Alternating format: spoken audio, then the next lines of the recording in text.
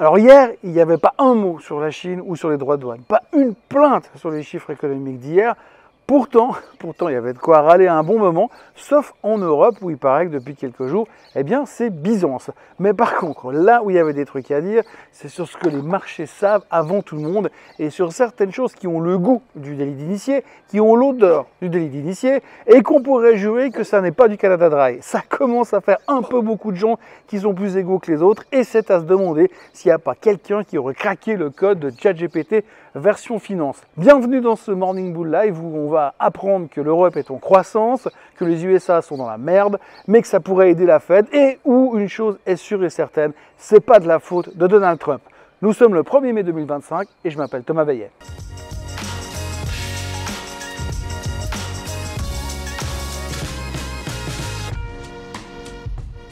Alors avant toute chose, ce que vous allez entendre et voir dans cette vidéo n'est pas un conseil financier, c'est mon avis, mon analyse et parfois mon humeur du jour. Par contre, si vous voulez comprendre la bourse, là, vous êtes au bon endroit. Hier, l'Europe a eu une révélation quasi mystique. Figurez-vous que l'économie du vieux continent serait en croissance.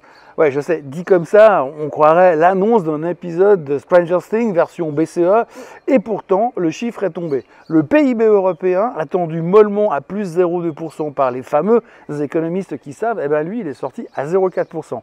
Alors évidemment, hein, on est passé de croissance anémique à croissance tout court. Ça tient à 0,2%. Mais c'est fou ce que 0,2% peut faire comme miracle dans la tête d'un investisseur. En tout cas pendant 12 heures. Alors hier matin, on va être honnête, hein, personne n'achetait le marché en se disant « Tiens, si je jouais à la croissance européenne aujourd'hui ?» Personne, même pas moi. Enfin, je dirais même surtout pas moi. Et d'ailleurs, j'y crois toujours pas une seconde. Franchement, quand je vois Total Energy qui sort un bénéfice en chute libre de 18% malgré une production en hausse, Stellantis qui perd 14% de chiffre d'affaires et jette à la poubelle ses prévisions 2025 à cause des droits de douane, Airbus qui en est à implorer Washington de lever les taxes sur les avions, le chômage qui flambe en France et l'industrie automobile qui se fait ratatiner par Donald Trump, j'ai un tout petit peu de mal à voir le miracle économique européen au milieu de tout ça. Alors sauf bien sûr si on a inclus dans le PIB les aides militaires envoyées à l'Ukraine, les subventions distribuées à l'appel ou les commandes futures des missiles solaires. Là, oui, effectivement, ça pourrait gonfler un petit peu la statistique. À défaut d'industrie, on peut peut-être envisager une économie de guerre qui commence à faire illusion. Quoi qu'il en soit, les marchés européens ont donc terminé dans le vert hier. Bon, pas de quoi sabrer le champagne, on peut rester calme, mais assez pour valider l'idée de la croissance et l'idée que la croissance était un poil meilleur que prévu surtout. Et apparemment, ce poil suffisait largement à justifier des titres comme l'Europe, nouvel îlot de la sécurité pour les investisseurs. Alors, si, je vous jure, hein, j'ai lu ça ce matin en noir sur blanc. Alors là, chapeau, hein, parce qu'il fallait oser.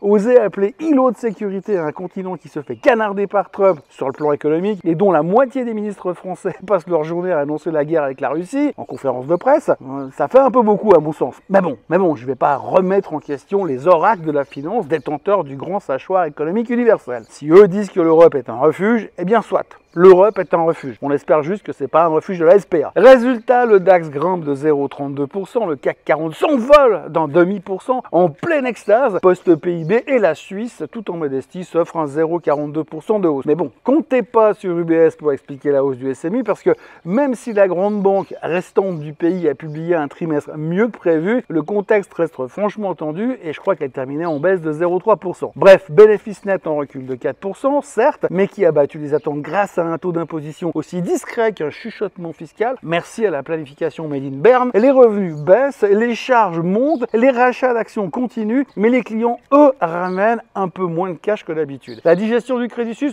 disons que ça se passe pas trop mal, mais sans dessert pour l'instant. Et puis, surtout, la grande menace qui plane, c'est la régulation. Parce que si la FINMA décide de serrer la vis sur les exigences de fonds propres, eh bien, le plan de rachat d'actions à 3 milliards, eh bien, il risque bien de finir à la poubelle. En résumé, l'UBS s'en sort, mais à force de grossir, elle commence gentiment à déborder à l'extérieur des montagnes. Et pendant qu'on se délectait de la croissance en Europe et des chiffres de l'UBS, les Américains ont commencé à publier leurs chiffres économiques. Ouais, vous savez, les chiffres qui étaient censés tout changer hier matin. Alors je sais pas si vous vous souvenez encore, mais j'en ai beaucoup parlé dans ces dernières vidéos. Donc nous avons eu droit à 3 chiffres importants. Les chiffres de l'emploi ADP, PIB et le PCE. Alors je vous préviens tout de suite, hein, le bilan n'est pas glorieux du tout. Je suppose que vous avez vu, mais ce qui est surtout intéressant, c'est ce qu'on peut en retirer comme conclusion. Commençons déjà avec les chiffres chiffres de l'emploi ADP, ils étaient attendus à 114 000 créations d'emplois, c'est sorti à 62 000. C'est non seulement très en dessous des prévisions, mais c'est en chute libre par rapport au rapport de 147 000 qu'on a eu le mois dernier. Et il n'y a rien d'autre à dire si ce n'est que c'est un signal clair de ralentissement sur le front de l'emploi aux USA, chose qui pourrait peser encore un peu plus sur le dollar et sur la patience de la Réserve fédérale. Un chiffre qui ne fait pas plaisir à moins de 2 jours des NFP. Et puis après, alors il y a le PIB américain. Alors lui, il s'est contracté de 0,3% au premier trimestre alors que les économistes attendaient une hausse. Vous voulez une raison? Sérieusement, vous voulez une raison? Non, je vous laisse carrément imaginer, c'est mieux. On va gagner du temps. Mais une chose est certaine, sûre et certaine, c'est que certains sont déjà en train de crier à la récession modérée pendant que d'autres rappellent que c'est quand même Trump qui a foutu le bordel. C'est la première fois en 3 ans que le chiffre est en terrain négatif, mais pour l'instant, on l'explique encore comme étant un facteur momentané. Alors momentané, d'accord, hein, mais Trump s'est quand même lâché sur les réseaux juste après en disant « C'est la bourse de Biden, pas celle de Trump, moi j'ai pris les rênes que le 20 janvier ». Et puis comme ça suffisait pas, après il a rajouté « Notre pays va exploser », exploser dans le bon sens. Mais il faut d'abord se débarrasser du poids mort Biden, ça prendra du temps, mais ça n'a rien à voir avec les tarifs douaniers. C'est juste qu'il nous a laissé des chiffres tout pourris, mais quand le boom commencera, alors là ça sera du jamais vu, alors soyez juste patients. Alors oui, c'est super rassurant, mais sur l'annonce, les marchés ils sont quand même partis au sud et on a senti le souffle du boulet pendant quelques heures. En revanche, notons quand même que le PCE montrait une chose, c'est que l'inflation ne monte plus. Bon, d'accord, elle baisse pas non plus, mais dans cet environnement où tout semble partir en vrille à cause des droits de douane et où tout le monde pensait les droits de douane, allaient la faire exploser, l'inflation, il faut tout de même admettre que la surprise était de taille et que l'on peut se demander si le plan de Trump n'est pas en train de se dérouler sans accroc, pour autant que ça soit un plan délibéré et pas un coup de bol monumental. Je vous ai perdu là? Moi, je vous ai perdu. Bon, voilà, c'est simple. Ben oui, l'inflation ne monte plus, l'emploi part à la cave et l'économie, elle est en récession light. Alors, vous, je sais pas, mais basé là-dessus, juste là-dessus, si en plus les chiffres de l'emploi de demain sont pourris, je vais commencer à me dire que la semaine prochaine, le meeting de la Fed pourrait être super intéressant. Il y aura peut-être pas de baisse des taux, mais le ton de Powell pourrait changer de façon drastique. Et ça, je crois qu'hier, le marché a commencé à entrevoir un scénario idéal pour justifier une baisse des taux plus tôt que prévu ou plus importante qu'espérée. Vous en conviendrez, les chiffres américains n'étaient pas terribles, pour ne pas dire dégueulasses. Mais ils peuvent, selon la façon dont on les observe, laisser espérer autre chose que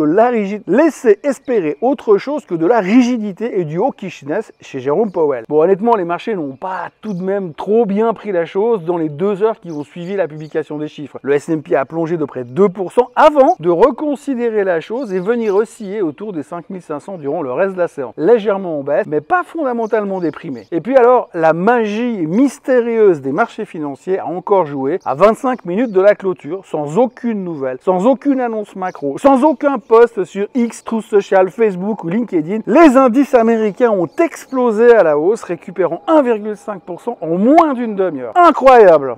Incroyable. Pas une info, juste du feeling et l'envie d'acheter le marché parce que la fin du monde, c'est pas pour tout de suite. Et puis juste après la clôture, Meta et Microsoft ont publié des chiffres stratosphériques et les 2 poids lourds du S&P 500 se sont respectivement envolés de 6 et 7% après la clôture. Alors ce matin, les futurs américains sont déjà en hausse de 1%. Alors bon, on va pas dire qu'il y a des gens qui connaissaient les chiffres de Meta et de Microsoft avant les autres, mais disons que ce genre de hausse subite et injustifiée ces derniers mois commence à devenir un tout petit peu trop courant. Donc, soyons clairs, il y a 2 possibilités. Soit il y a un génie qui a piraté ChatGPT, qui lui a greffé une boule de cristal et qui l'a transformé en bête de concours capable de prédire la météo du 19 octobre 2029 à 17h47 avec une précision de 153%. Soit on a juste des gens qui sont très bien informés, qui continuent de jouer au Monopoly boursier pendant que la SEC fait du macramé dans un bureau sans fenêtre. Non, parce qu'hier, franchement, c'était lunaire. Les marchés à la ramasse toute la journée ou presque, pas une info, pas une annonce, pas un tweet de Musk, pas un tweet de Trump et tout d'un coup, à 22h10, bam, Meta et Microsoft balancent des chiffres stratosphériques et la magie, on comprend enfin pourquoi les indices se sont envolés 25 minutes avant la clôture, comme par enchantement. Non, vraiment, tout ça, ça doit être juste le fruit du hasard, comme d'habitude. Ou alors, il y avait un mec quelque part qui a les résultats avant tout le monde, mais c'est sûrement un feeling de marché ou alors peut-être juste un algorithme magique. Bref, hier, les marchés ont terminé légèrement en haut, sans qu'on sache vraiment pourquoi, et à 22h10, on a compris. Microsoft vient donc de livrer un trimestre en mode rouleau compresseur, mais version élégante, hein. discrète, genre Terminator en costume cravate, avec chiffre d'affaires 70 milliards de dollars, bénéfice net 25,8 milliards et un Azure qui pousse à plus 35% quand Wall Street en attendait 31. Office, ok. Windows, ok. Cloud, full power. Même les PC qu'on croyait enterrés sous les droits de douane, eh ben, ils font mieux que prévu. Et pendant que tout le monde flippe sur l'inflation, Satya Nadella se sort tranquille. Oui, bah, chez nous, le logiciel, c'est notre meilleure arme. Traduction, nous, on n'a pas besoin de pétrole ou de tarifs douaniers, on vend du code et on facture au kilo. Côté CAPEX, 21,4 milliards de dépenses prévues, un poil en dessous des attentes, histoire de faire sérieux, mais pas trop. Et l'an prochain, on en remet une couche, pas les 57% de hausse comme celle de cette année, mais quand même, Microsoft, c'est l'art de gagner du pognon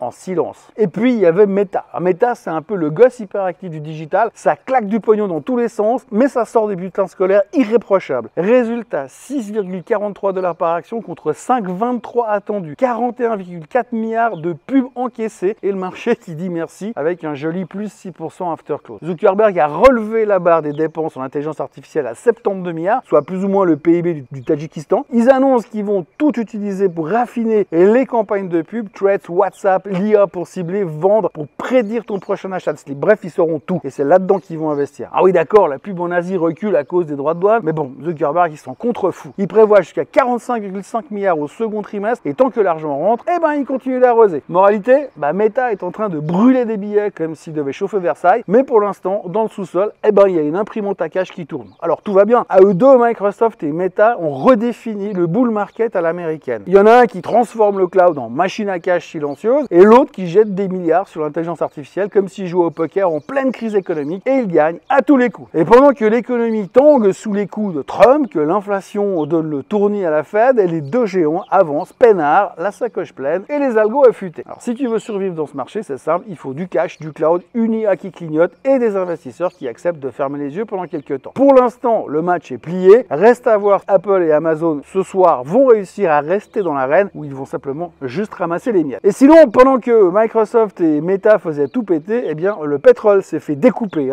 Merci au ralentissement économique mondial et à cette brillante guerre tarifaire qui remplit les stocks plus vite qu'un entrepôt d'Amazon en promotion. Résultat, le WTI flirte avec les 58,26. Du côté de chez Tesla, l'ambiance est plutôt tendue. Le Wall Street Journal évoque carrément un remplacement d'Elon Musk. Et ouais, vous avez bien entendu, le gars pourrait se faire virer de sa propre boîte. Il faut croire que le board commence à saturer des délires à répétition. Le titre perdait 4% hier soir after close parce que bon, Tesla sans Musk, c'est un peu comme un Morito sans rhum. Ça ressemble, mais ça fout quand même un peu moins le feu. Aujourd'hui, c'est jour férié en Europe. Vous voyez, on y a ambiance muguet et marché fermé ou presque. Mais aux États-Unis, c'est boulot. On aura droit au jobless claims et à l'ISM manufacturier. Deux bons indicateurs pour voir si l'économie continue de crever la bouche ouverte aux États-Unis. Côté trimestriel, on garde un œil sur Eli Lilly, Mastercard, McDo et ce soir, donc place au poids lourd, Apple et Amazon. Il y aura aussi Airbnb, mais clairement, ce sera Apple et Amazon. Les deux derniers patrons du game avant Nvidia qui arrivera à la fin du mois après 28 jours de sell in May and go away. On verra. Et alors attention, dorénavant, comme toujours, surveillez bien la dernière heure de séance. On ne sait jamais, un petit sprint d'initiés bien informés, ça devient presque un rituel. Ah oui, et puis ce matin, la BOJ n'a rien touché au taux d'intérêt, bravo le panache, ce qui a permis au Nikkei de gagner 1% pour fêter ça. L'immobilisme total. Manquerait plus que Trump nous balance un deal surprise avec la Chine tout à l'heure et on repart direct en mode bull market forever, comme disait Claude François, mais version remix économique. Ça brille, ça clignote et ça explose sans prévenir. Mis à part ça, passez un excellent 1er mai. N'oubliez pas de vous abonner à la chaîne Suisse Côte en français, de liker cette vidéo, de la partager, de la commenter si le cœur vous en dit. Et puis autrement, on se retrouve demain pour un nouveau Morning Bull Live. Passez une très belle journée. Bye bye.